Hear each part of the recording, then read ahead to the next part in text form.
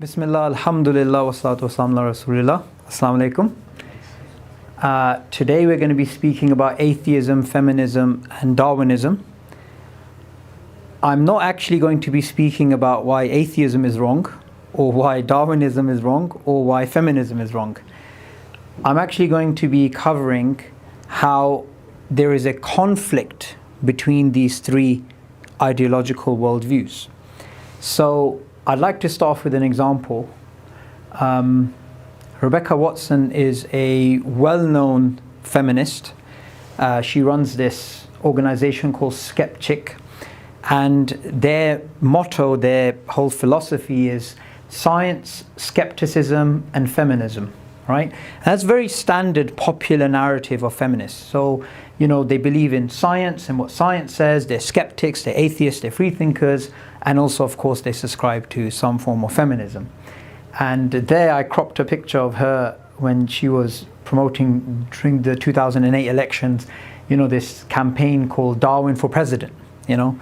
So clearly someone that thinks they can wear a shirt like that, they can subscribe to a worldview like feminism and also be an atheist and everything is fine.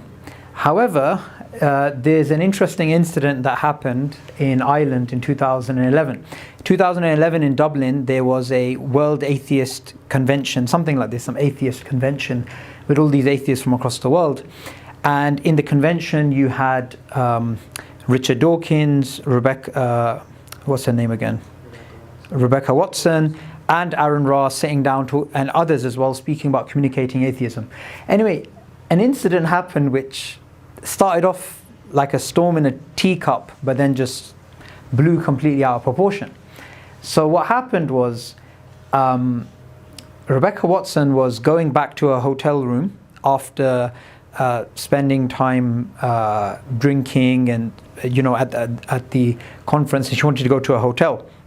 And someone stopped her in the elevator from amongst the atheist crowd, and obviously this is the atheist conference and they're all hanging out. And he said, you know, don't take this wrong way, but I find you very interesting, and would you mind having coffee at my apartment, hotel, whatever it was. So anyway, she got really creeped out, and then she obviously refused. And then she made a video in which she said this was really creepy and, you know, stuff like that. And then that took off, and that's like a pivotal moment. You know, I found this funny meme, never forget June 4th, 2011, skeptic.org.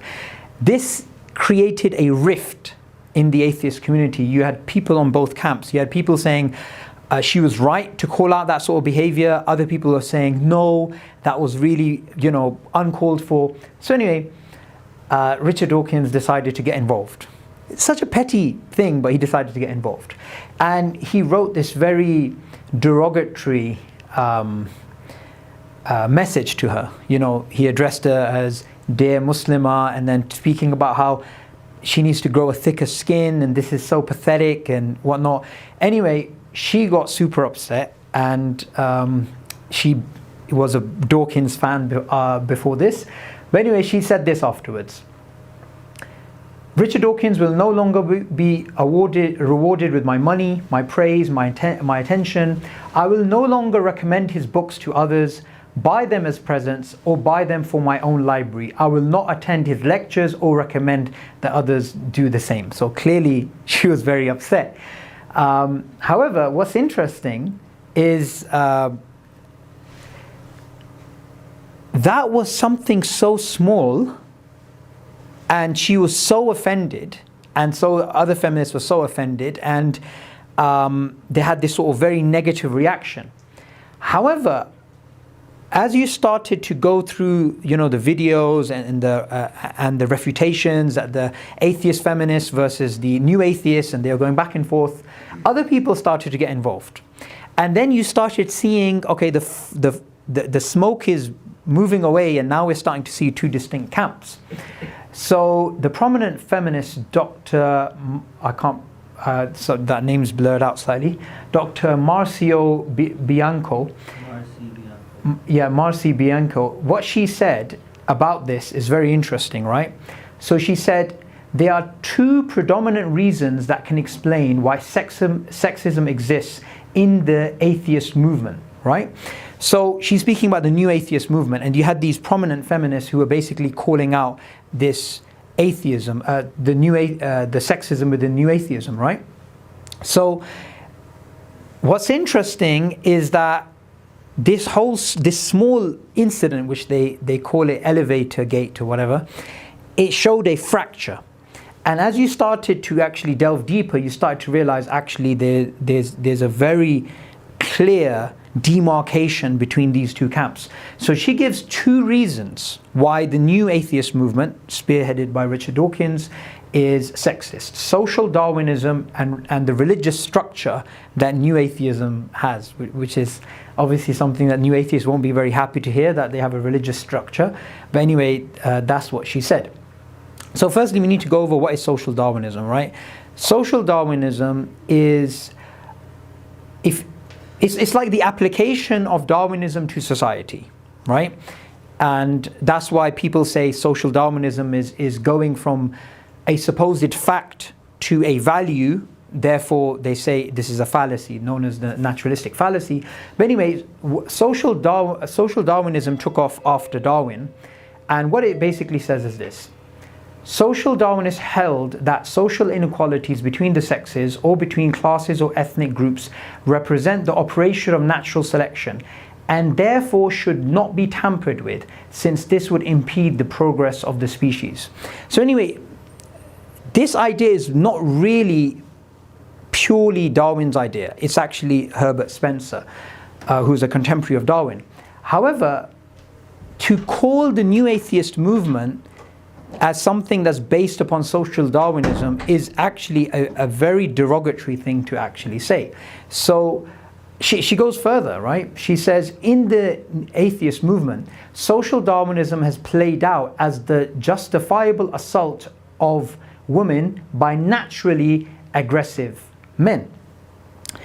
And that obviously is something that when you start to study the new atheist movement, you start to actually realize, hang on, Walaikum salam, she definitely has a point. She definitely has a point. And one of the points that she clearly has is that they all seem to be men who are at the top of this supposed movement. Go back one slide, please. Now, about the religious structure, she says this: the mirroring of religion is apparent in the movement's structural hierarchy. White men at the top, serving as featured speakers at events and figureheads of the movement. Everyone else remains in the pews and the balconies, right? So she clearly is pointing out some serious she's making some very serious allegations against the new atheist movement. And this isn't somebody who's just like a average feminist. She's actually an academic. Next slide, please. And when this whole elevator gate thing was taking off, you started to see other feminists and in fact important feminist philosophers started to chime in and started to give their views as well. So the feminist philosopher Elizabeth Grosz, I don't know how to pronounce that, she said, "God is dead, long live man. Nietzsche said it all," referring to Friedrich Nietzsche here. And Dawkins and the male leaders of the movement have resurrected man as God. So you're starting to see that actually they're taking this really, really personally, right? So it wasn't just a case of a thing at the elevator. There was something simmering before, and this was like the straw that broke the camel's back. So I put that image in there just to basically say, look, there's a lot of sensitivity. Yeah, feminists are very, very sensitive about issues to do with sexism, issues to do with patriarchy and these types of things. However, they're directing their sort of anger towards new atheism, which really started off with Richard Dawkins maybe 15, 20 years ago. However, shouldn't they really be going for Darwin? Because as we're going to see, if they were upset at elevator gate, if they were upset at something so small, they should be going literally ape on what we're about to explain about Darwin. So here's one of the things that Darwin said about women. The chief distinction in the intellectual powers of the two sexes is shown by man's attaining to a higher eminence in whatever he takes up than can woman, whether requiring deep thought, reason, or imagination, or merely the use of senses and hands. So if elevator gate got them riled up, then you can imagine what sort of things, what sort of emotions are going to come out when they start reading stuff like this. If two lists were made of the most eminent men and women in poetry, painting, sculpture, music, inclusive both of composition and performance, history, science and philosophy, with half a dozen names under each subject, the two lists would not bear comparison. Yeah. So he's just giving a thought experiment. He's saying, look, you make up two lists, and even if we did it today, even after Darwin died, if we look at the history of the world, he's trying to point out, look, men are superior to women. Next slide, please. It is generally admitted that with women, the power of intuition, by the way, intuition is not a good thing in this context, right? For anybody who's aware of what he means, of rapid perception and perhaps imitation, are more strongly marked than in man. But some, at least, of these faculties are characteristic of the lower races and therefore of a past and lower state of civilization. So again, saying, women, they're basically like more like the savages, and the men, the women, they have these types of features of imitation and these types of things, which are quite, which puts them quite down. Man is powerful in body and mind than woman, and in the savage state he keeps her in a far more abject state of bondage than does the male of any other animal. The female, however, ultimately assumes certain distinctive characters, and in the formation of her skull is said to be intermediate between the child and the man. Ouch. Yeah. So if that elevator gate, if that small comment about, oh, would you like to go to my hotel room with me at 4 o'clock in the morning, if that upset Darwinists, if that upset feminists, right, you can imagine a feminist reading this type of thing. And what we're actually going to see is there's a fight, and the fight is between feminism and the feministic values and science, current understanding of biology, and especially evolutionary psychology. So we have some values, right? We have some values in feminism, and feminists, they challenge certain things and they want to promote other things. So of course they're not happy with patriarchy, they're definitely not happy with gender roles, and they're not happy with toxic masculinity. They're not happy with that. They're like, we don't like that. They want men to act in a certain way. They don't like gender roles, and they definitely don't want a male-centric structure in anything. However, Darwin described exactly that you had ancient man who was the hunter and the woman was actually the gatherer. That's what Darwinism's all about. Darwinism, it gives clear gender roles. It explains that there was patriarchy in the past and that men were actually more aggressive. Now, again, like I mentioned before, we're not saying that somebody can use that to therefore say, therefore men should act like that, because that would be the naturalistic fallacy. However, they're basically pointing out it's biological. It's not some social construct, right? Now, Darwin wrote The Descent of Man in 1870 something, right? I think 72. Elaine Morgan, who was not an evolutionary academic at all, 100 years later, in the 1970s, to counter The Descent of Man, from which we got all those previous quotations, She actually wrote The Descent of Woman. And this Descent of Woman was a complete alternative evolutionary history in which the man and the woman, they're playing like this sort of equal role.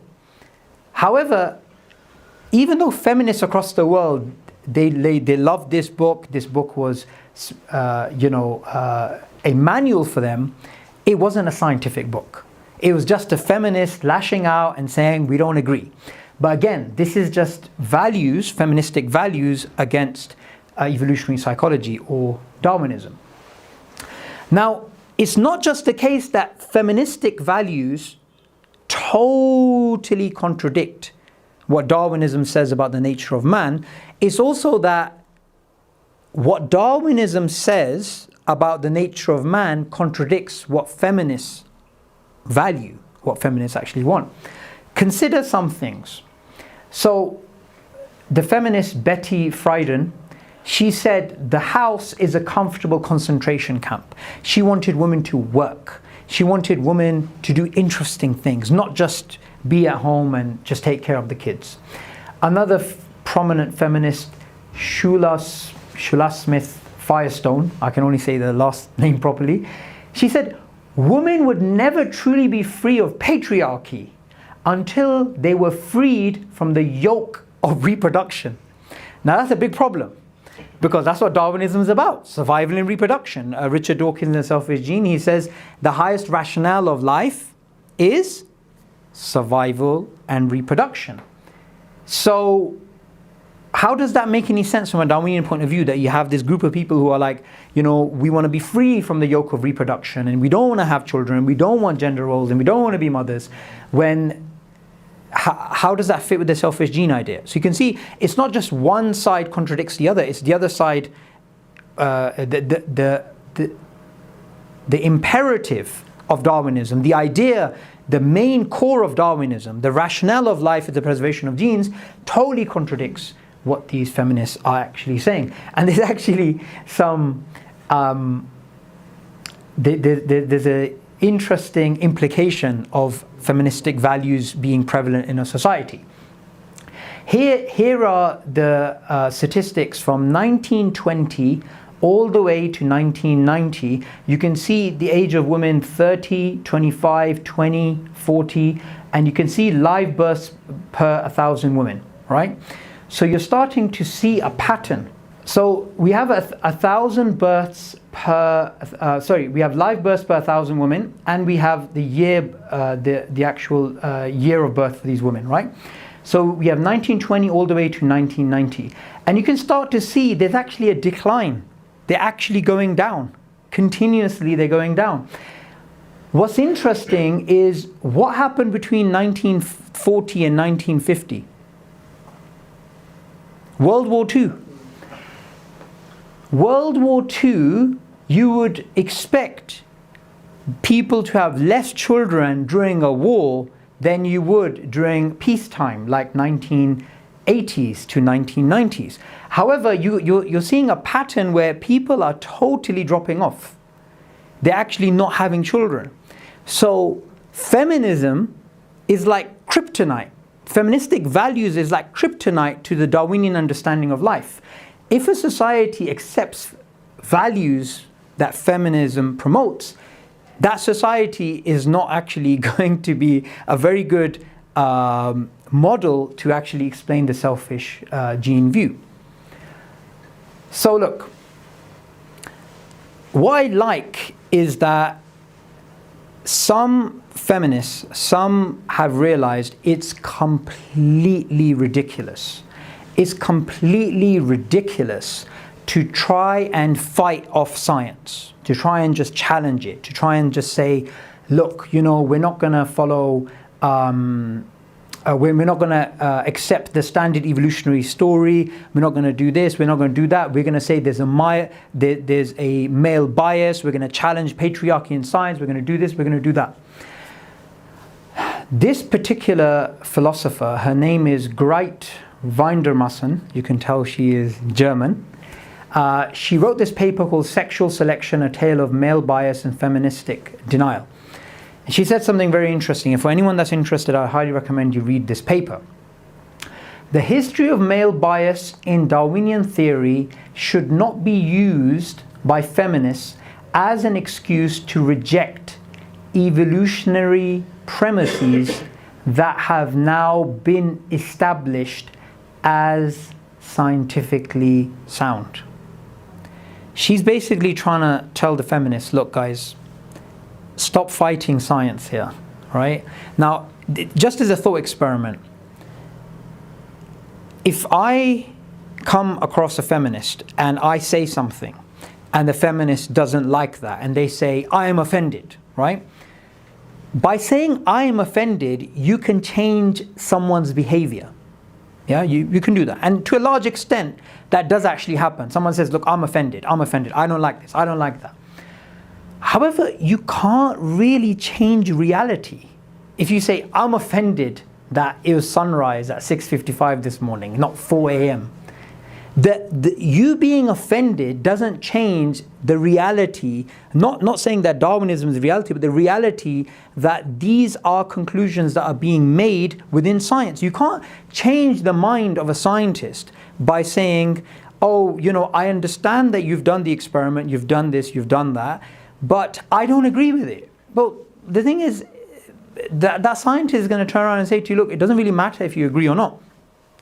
However, she does point out some interesting things, that there was, of course, a male bias in evolutionary thought, which is fine.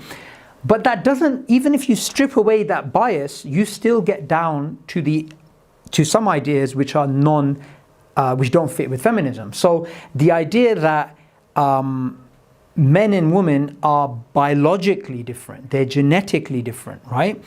And they have different predispositions. You can't really challenge that type of thing purely by saying, I'm offended, right? There was another philosopher, she herself was a feminist, but she actually challenged an idea of another theorist about the theory of moral development. How do morals actually develop? And what she basically did is she challenged that theory because she said it was sexist. And then she came up with this particular idea based upon interviews and based upon her research, that women have a morality of care and men have a morality of justice and duty and rights. So they approach from different perspectives. So it's like different voices that you actually hear. And a prominent feminist was criticizing her and saying, no, those are just societal expectations, those aren't actually anything else other than that.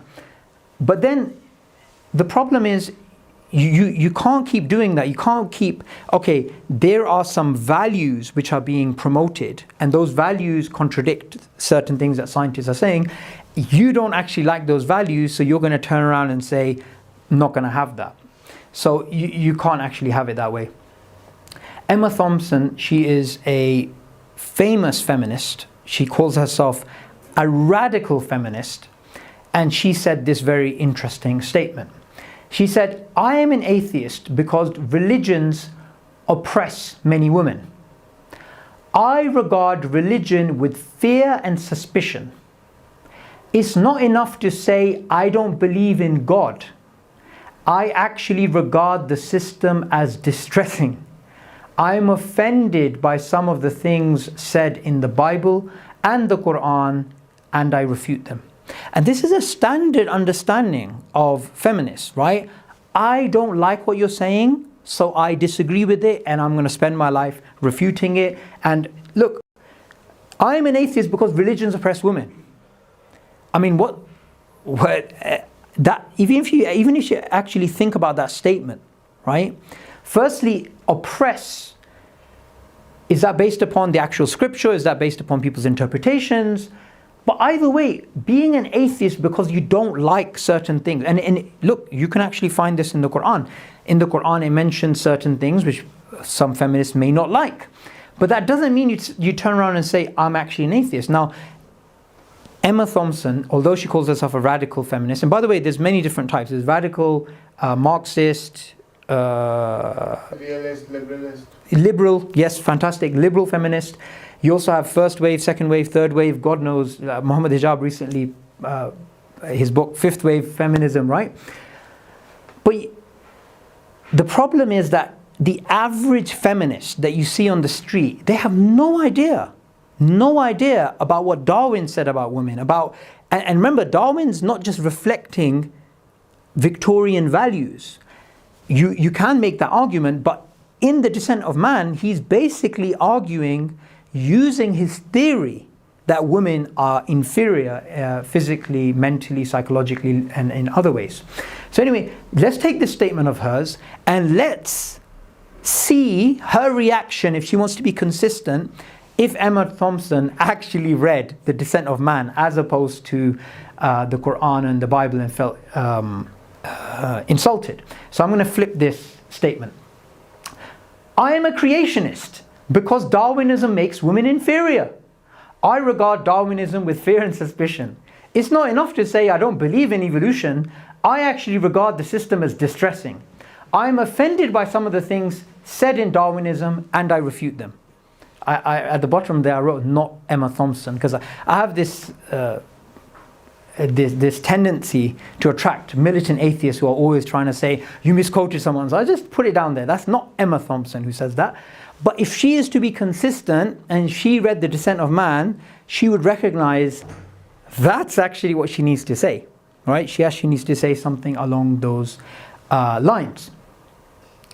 Next slide, please. So where are we, right? It's a dead end for feminists, because if they are going to be like, oh, what we're going to do is we are actually going to go ahead and challenge religion, challenge the Qur'an, challenge the Bible, because they say things we don't like. We're going to do that. Or they're going to say, okay, what we're going to do is that we're just going to have a scientific worldview. However, contemporary science, evolutionary psychology, it says many things which do not fit with feministic values. So they can't go down and follow religion. They can't go down and really follow Darwinism, although there's some who are trying to fix that. They're really at a dead end. Now, one of the things that they're trying to do is they're trying to promote this new idea of, by new I mean maybe a few decades old, right? And it's the idea of female epistemology, female theory of knowledge, right? And they want to infuse feministic values within science. They actually want to infuse it within science. And they have different types of epistemologies. So they have postmodernism, they have feministic empiricism, right? And there was another one that they actually have. So postmodernism, standpoint or something, right? Viewpoint, standpoint, something like this. So they had these three different ways of looking at the problem. So they want to infuse feministic values within evolutionary science. However, there's a counter and there's a resistance to that problem. And the resistance is this. So you want to infuse these values within actually science. And you want to do them because there is a male bias, which you're saying is affecting the scientific method. But then the obvious thing that some philosophers can say is, hang on a second, if you want to challenge male bias, shouldn't you just be using the scientific method itself? Because the scientific method, all that matters is the relationship between evidence and your theory and the logical relationship between the two. And science is supposed to be a system that is supposed to filter out biases, whether they are sexist, racist, or whatever type of biases they are. So that's the first issue. The second issue is, if you want to challenge male bias, how are you going to challenge it? How are you going to challenge it using female bias, right? So if you want to challenge the fact that there may be implicit male centric, androcentric values within science, how are you going to get rid of the problem by chucking in more bias? You're just adding fuel to the fire. It actually gets worse. And there's a third response, which is there's a difference between, in philosophy of science, the discovery justification, the context of discovery, and the justification of the actual theory. So the way that you actually discover the theory, the origin of the theory, is different to the justification of the theory. For example, a scientist, they may see a problem that they were trying to solve and they couldn't really solve it, and this actually has happened in the past. They went to sleep at night and they saw a dream, and in the dream they actually saw the solution to the problem, right? And then they went out, they tested it, and they discovered it was right. If somebody turns around and says, right, that's totally false, how can you see in a dream that this came? Or you did something else and you came across the solution which happened to be correct. The origin of the discovery of the actual hypothesis, and then the testing of it and the justification of it, these two things aren't linked. That would be a type of genetic fallacy, right? So I may be a child, I may discover the existence of Big Bang theory as a valid scientific model by reading a comic.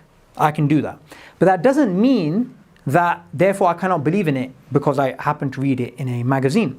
So the justification, the discovery origin and the justification are two different things. So even if Darwin happened to be born in Victorian times, and those times were times that were male-centric, it doesn't mean that the hypotheses which are now accepted within evolutionary psychology about the fact that you had a male-centric structure with men being the hunters, and you had this type of patriarchy, and you had gender roles, and men were aggressive, it doesn't mean that that is false, simply because Darwin may have been shaped by his actual time. And that's why, if you just go back once more. That's why this particular feminist, who is a philosopher, and she's challenging the other feminists, her paper, Sexual Selection, a tale of male bias and feministic denial, she actually challenges both sides. She actually strips evolutionary psychology, or tries to explain about male bias and tries to challenge that, and then also female denial. But you'll still, even if you get rid of male bias, you still may be left, and you are left, with certain things that don't fit feministic values. All the way, yeah, just here. So the failed coup of female epistemology is not something that's going to work. It's not going to work because there's very good reasons why we shouldn't infuse feministic values within science. Imagine if we actually started doing that. If we actually started accepting this worldview where we said, do you know what? If they are values which are accepted, then we are going to take these values and then we're going to start sticking them within science. This is actually something that happened with the Soviet Union, right? The Soviet Union, they held on to a communist worldview, right? And that communist worldview, that made them accept and reject certain scientific hypotheses, right? And that shaped, and that's just human values. A value does actually play a role within science, even though we want it to be a perspectiveless perspective, they still do. Now, if you openly, and while we're trying to neutralize science, which is very difficult to do, almost impossible, while we're trying to neutralize science, if we accept the feministic idea of let's just chuck in some values, then some Muslims can turn around and say, I want some Islamic values in science. A Christian can turn around and say, I want some Christian values. In fact, here's the funny thing. Meminism, which you guys might have heard of, which is the opposite of feminism, right? Meminists, they believe that, the opposite to feminism, they believe that throughout history, women have been oppressing men, right?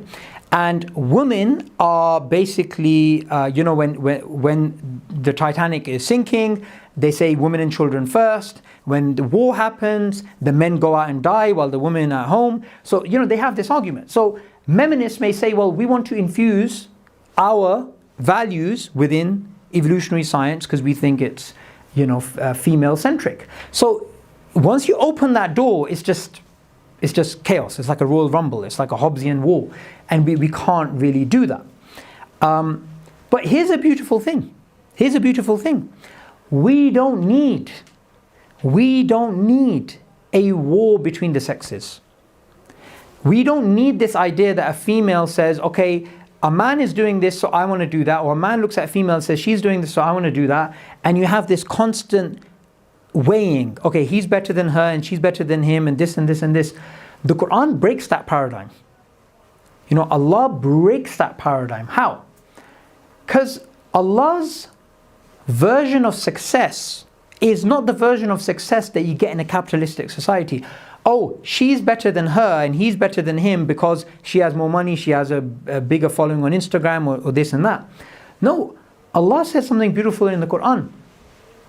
Whoever does good, whether male or female, and is a believer, we will surely bless them with a good life, and we will certainly reward them according to the best of their deeds. So the previous slide, it was nowhere to go for feminists from that perspective, right? The road was blocked from either way. And, rather than rejecting science, rather than rejecting these things, they could just accept those things as working models, but just, they would not have to feel inferior. All that they would need to recognize is that the purpose of life, we'd all agree, even some of the feminists would agree, is not survival and reproduction, which is, the Darwinian sort of rationale of life.